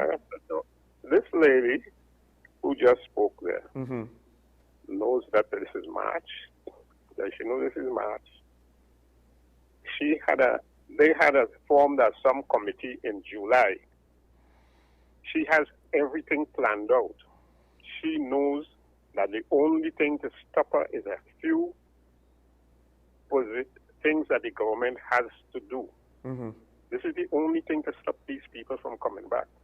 This is March from July. When they formed this committee that they formed or whatever, she and her committee were not invited to join that so that they could explain to these people that all that is needed is not money. It is not, she explained everything, is not the possibility of being rebels coming home. That is not the problem. I personally wish that they could bring them home. I personally wish so. But I can't understand why she is still having to come here at this point in time. This is almost a year. This is another 8 or 10 months or something else, this thing, right? And when she mentioned things like they meet no money in the treasury, when she mentioned things like, look at how nice they're dealing with America, America separate children from the mothers at the border. Yeah. These articles and all this thing, what she calling it. America bomb way ship in the ocean. They had no article. They had no international this or no correct thing. They have single mothers in Trinidad, 20,000 of them at least, who can't deal with the children right here, right now because of this government's action. Nobody's speaking about them. These are 50 people. 50 people I wish were home a long time ago. A long, long time ago.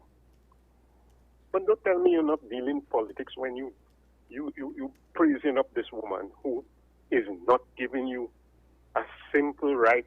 She doesn't have to spend money to do this. She makes it say, from what she's saying, it's simple. It doesn't need a lot of money. It means taking up the phone, calling somebody and asking them and then coming in and telling you, here what happening. We call, but they can't handle this week or something like that. This is 8 months. This is 8 months. This is too long. If these people are really as nice and sympathetic and whatever it is as they are saying, this is too long for that. If they really intended to bring back these people, they should have been here already. Among other things, I have other things to talk about, but other people want to talk, so I go on. Good morning. All right, thanks, caller. Well, you could call again. We have a whole rest of the week, and of course, we're here almost every weekday, barring public holidays. Thanks for the call. Now, I understand your sentiments, but I'll say this. Mrs. Mohammed is trying not to necessarily antagonize the government, especially since she doesn't have family herself there. So to prejudice potentially anyone in the government against the situation, she has to not do that, right? Don't want to antagonize. And we do have another call, but I'll just say this quick. The situation with the American authorities separating families was a criminal justice one. That was done before Trump. There are documentations of that going on during Obama's time. It seems, the problem is when you have illegal immigrants, you're detaining and arresting the parents. You are technically not arresting the children. So can you legally keep them in the same facility? Now, you could say that they did the wrong solution, but that was one that multiple different administrations utilized.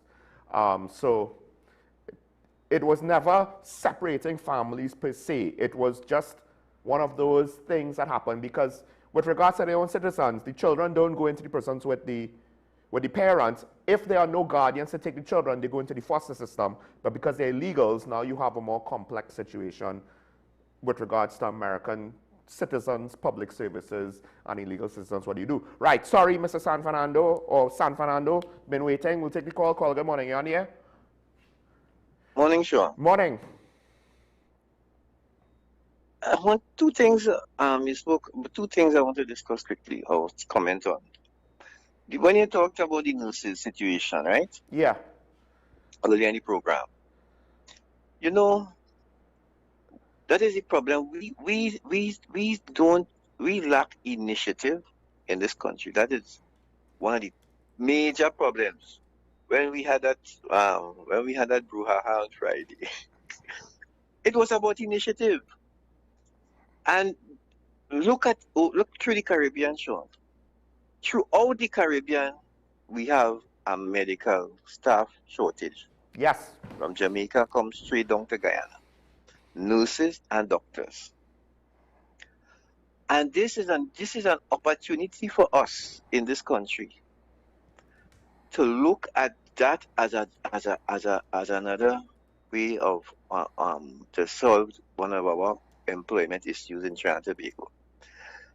Because of what America has done and threatened all these countries that have now severed their medical agreements with Cuba, and all these Cuban citizens have to go back home. Nurses and doctors. Trinidad and Tobago again has an opportunity. When Dr. Williams built that Mountain Medical Complex, it was about that same thing, making Trinidad a hub for medicine in the Caribbean. That was the intention of Moncton Medical Complex. And we have a second bite of that cherry again. Because we have nurses leaving, but we have an opportunity to properly train nurses and send them out there. We have that opportunity, and we letting it slip away again. Trinidad and Tobago has always been the place where they have looked at, in the other CARICOM countries has looked at. When my family came here from Montserrat, they came from Antigua, they came from Anguilla to Trinidad. When I spoke to my great grandparents, and then they used to be telling me that Trinidad was always the place when you want to leave your country to do well. It was not going to England or the US at the time, it was coming to Trinidad. And it is still the same way. Now, that being said, let me go and let me speak about what Ms. Mohammed was talking about. I don't know if you remember this one. One of the issues that arose from these gentlemen taking their families and going to join Daesh or ISIS back in between 2013, 2016, that area, that time frame there, was the fact that one of them was accused of plotting an assassination of the sitting prime minister at the time, who is the prime minister today. So that is an issue in itself, politically. It's the same prime minister we have today. That they were accused of trying to plotting an assassination. So that is an uphill battle by itself. Sean, was one of those persons on your program. Yes. When you started that this was an issue some time ago, in some years ago when you had the program, when you started your program. And I was one of those persons that was against repatriation. I am still against repatriation. And let me say why. Until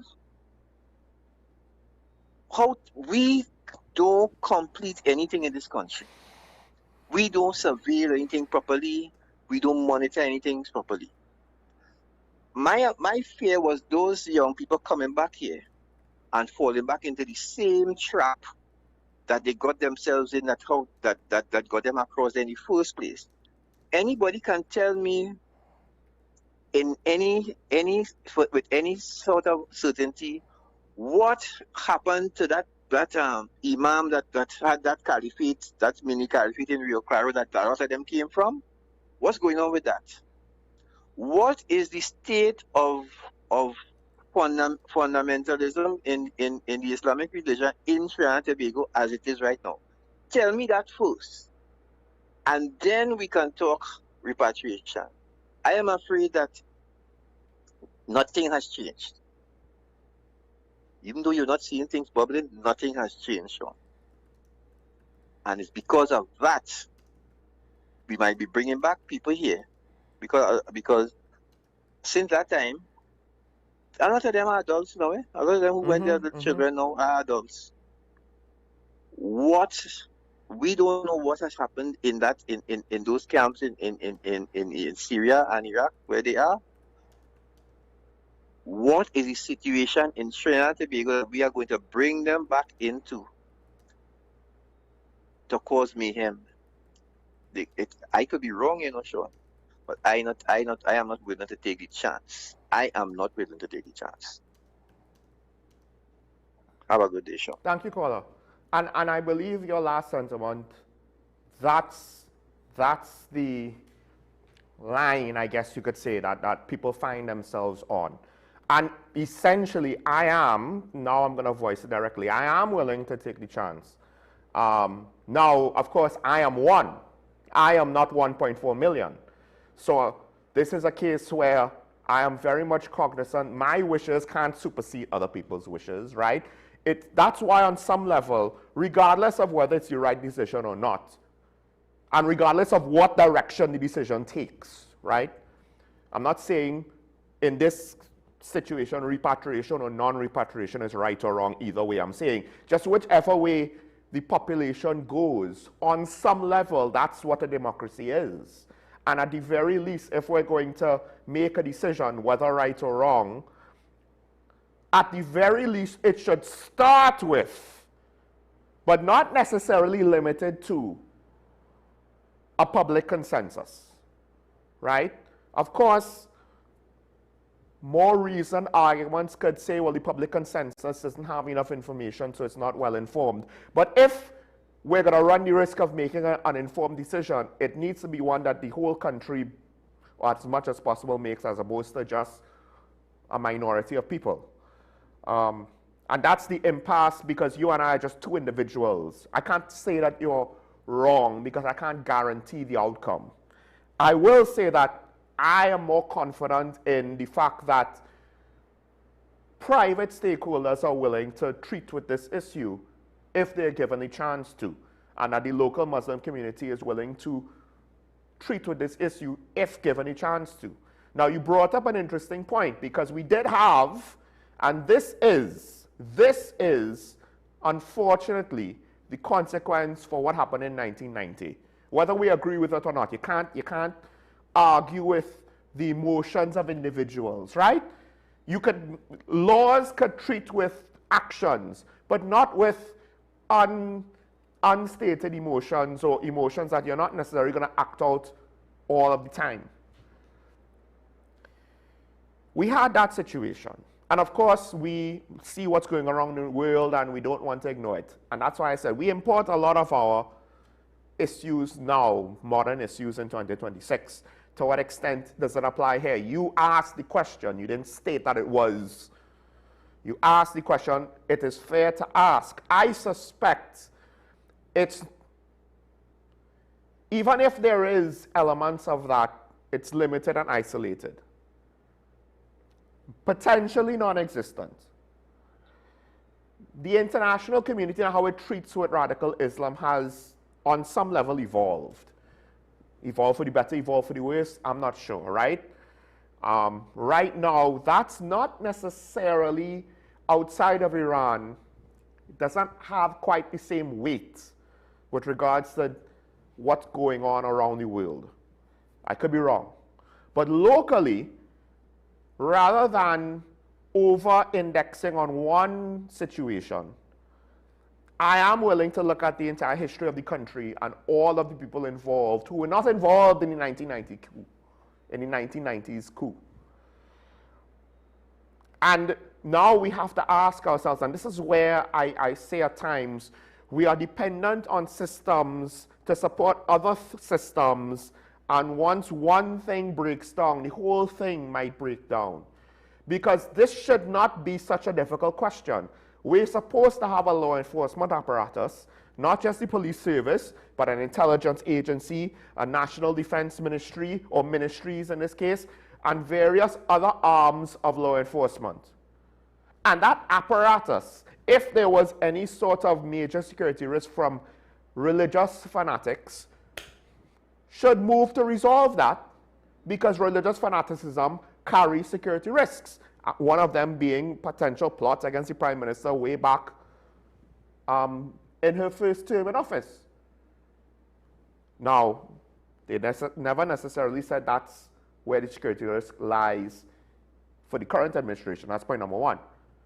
But the issue is the security apparatus hasn't made any moves on that front. So we have to ask ourselves, why do we think that is the result? Is it because there is no issues or no danger, or is it because our national security apparatus is inept or incapable? It lacks proficiency, it lacks skills, it lacks competencies to treat with these issues. We might want to assume the latter, and it's in a strange place now where our experience with national security and crime is unfortunately affecting our opinions and perceptions on the supporting services that should make this decision clearer or easier. But unfortunately, the foundation is rotten, so now it has left us having to do things on our own. I am willing to take the risk, because, not because I want to make some grand political stand or want to look like a white knight or anything like that, but rather just because, and I'm human and I want to have human feelings. It's the principle of the matter. If there was practical reasons that we could point to, you have fears, I understand you have fears, and on some level, those fears are understandable. They are. I mean, there's certain sentiments now in New York because of the mayor and how he's managing things, right? Some of those sentiments are to do with his political ideologies, some to do with his religious beliefs. How far the latter will go, I don't know, right? The arguments are pretty thin, so I don't really want to go there. But it's there. The principles say even when it's inconvenient, you cannot necessarily deny the rights of your fellow citizen. Democracy is not meant to be an easy form of government. Sometimes to do the right thing, it's not easy, it's hard. And the right thing doesn't mean what makes you feel good. That's the mistake a lot of liberals in the Western world make. Sometimes the right thing is what makes you feel uncomfortable. Is it absolutely, do I know if it's the absolute correct thing to do? Nope. No, I do not. I am willing to publicly make the case for my beliefs because I believe it is based on the principle of these are the rights that our nation ascribes to our citizens.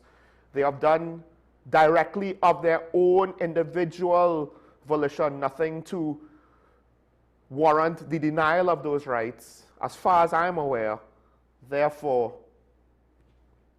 if we don't, I guess you could say, are we prepared for the potential repercussions down the line for that? I think it's wrong to say that there's only repercussions in one way.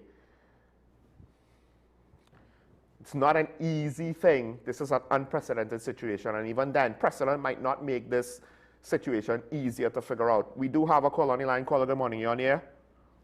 Yeah. Morning. Morning, morning. Yeah, what I wanted to find out is how this thing will be affected, this return of the people will be affected by the new thing that we signed there. This new agreement with America there that we signed. The passengers coming in, the better reporting on the passengers' status as they come in. Yeah. I don't think it would be an issue, generally speaking. Remember, a lot of the America's initiatives in that when they are dealing with us and the rest of Latin America, Caribbean, is with regards to transnational crime and narcotics and the like. And also, the Americans are aware of who these people are. So it would be very strange if CENTCOM, which is the military command for that part of the world, for United States military forces and deployed in that part of the world, to have a certain opinion of the situation, and then that opinion will be radically different in another arm of the US government, particularly their security services, right? Yes, I do believe that the links to the Middle East, to Latin America, are looked at by American intelligence and military intelligence.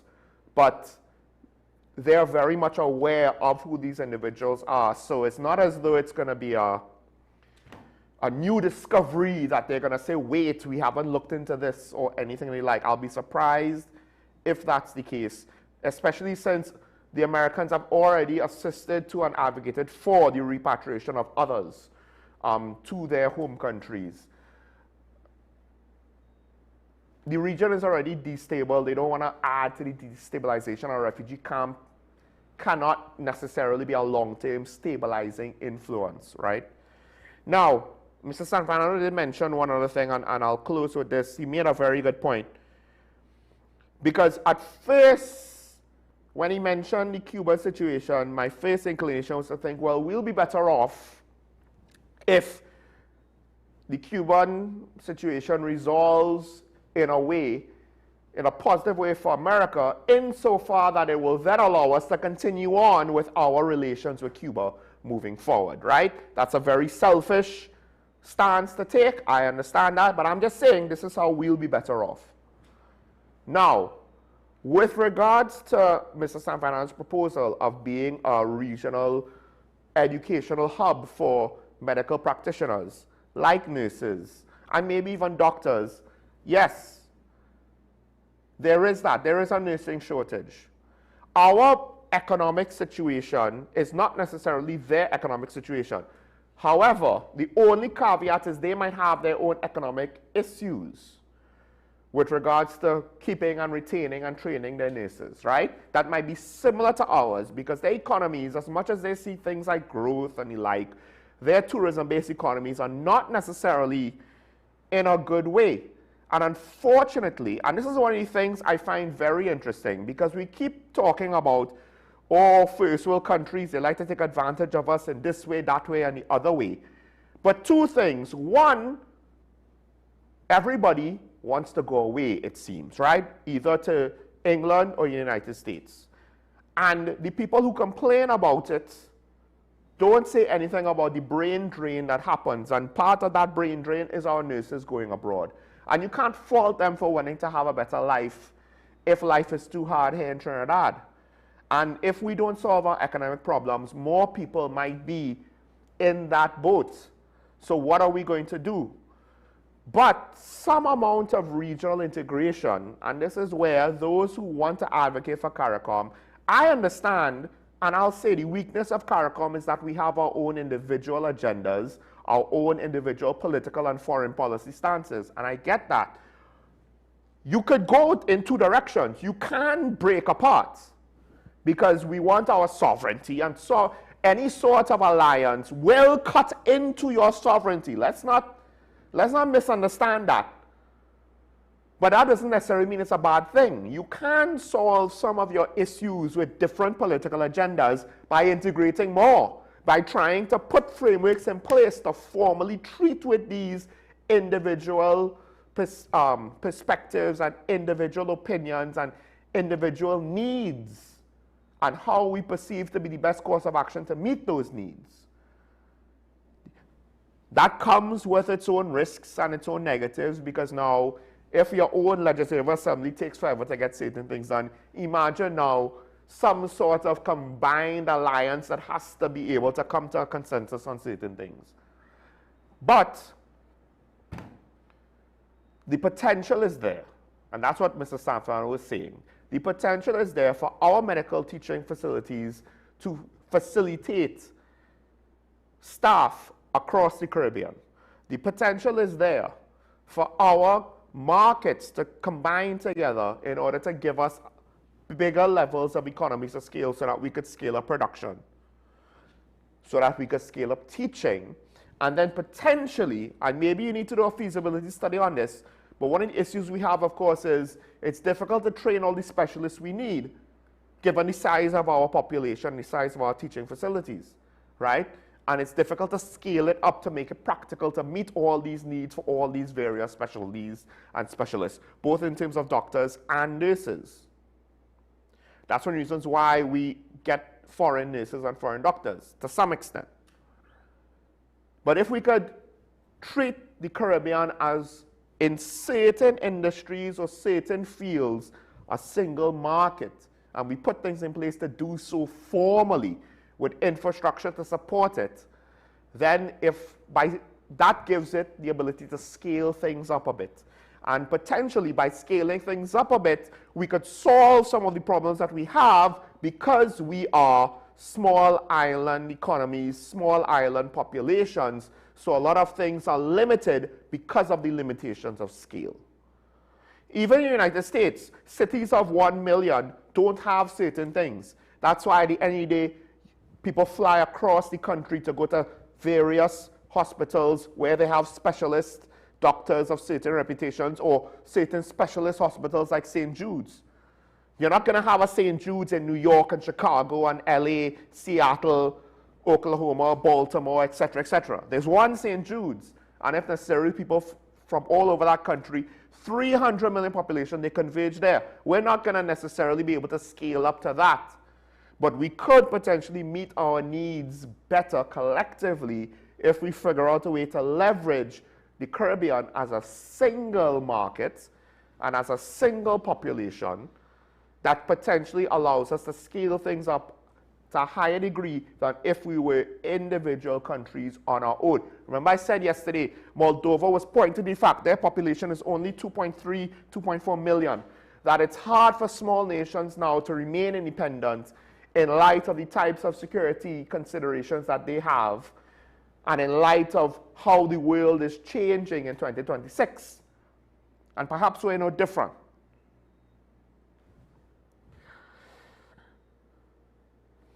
We lack initiative. What are priorities? Because it is kind of crazy. We have an employment problem and we can't get enough nurses for the hospital. But the equation is unbalanced. The equation is unbalanced because we unbalanced it.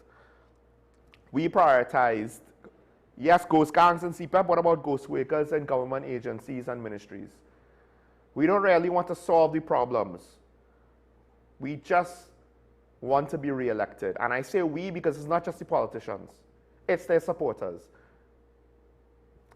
The undecided voters, you're too silent. I'm sorry. You get what you pay for. And you would say, well, Sean, we didn't pay for the government. Yes, you did. Yes, you did. By your inaction and by the expenditure from the Treasury, whether it was meaningful or wasted, yes, you did. We all get what we pay for. We have a couple comments, I think, to get through. Try and get through them quick. Let me see if I could pull them up here.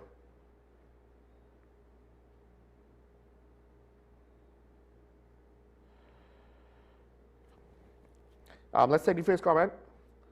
Oh, the whole comment. 8 years trying to get them back home and the PNM refused to bring them back. Now they want the UNC to bring them back. If anything goes wrong when they return, the PNM could point fingers at the UNC.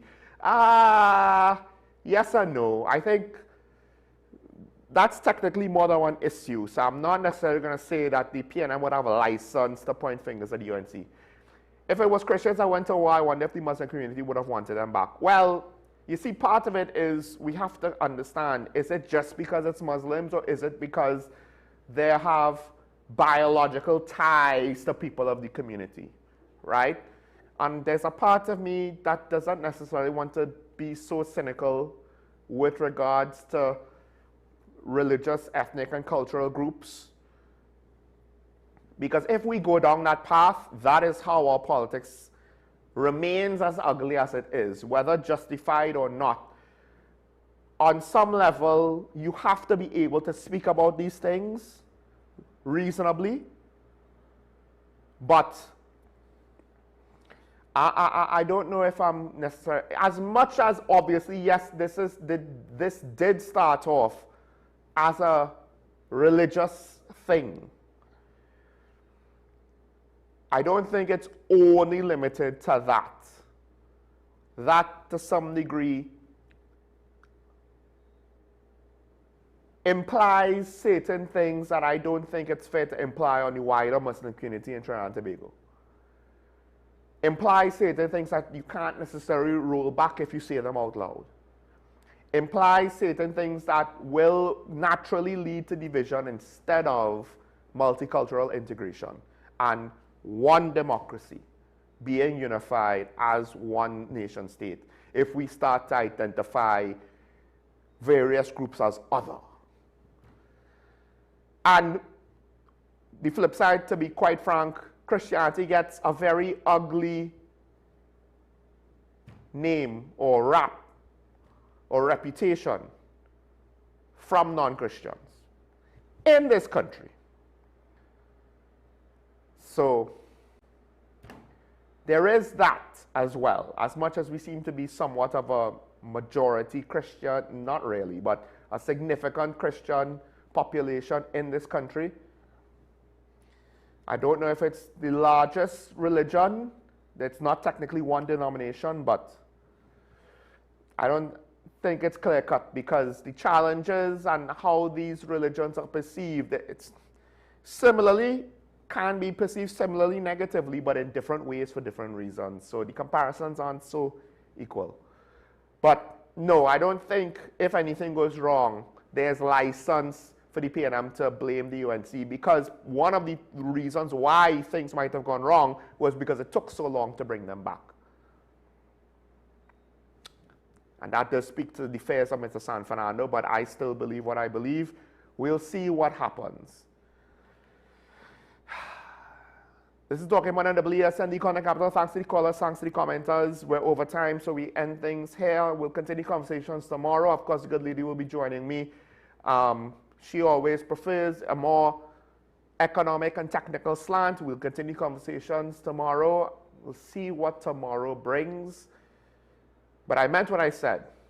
We get what we pay for. I think we just want to bury our heads in the sand to say, no, we didn't have a part in the decisions. Well, that's the problem. We're supposed to have a part. That's what a democracy is. Remember your allegiance to said democracy and to each other. Stay safe. Don't forget, it's nice to be nice. We'll see each other tomorrow. Bye-bye.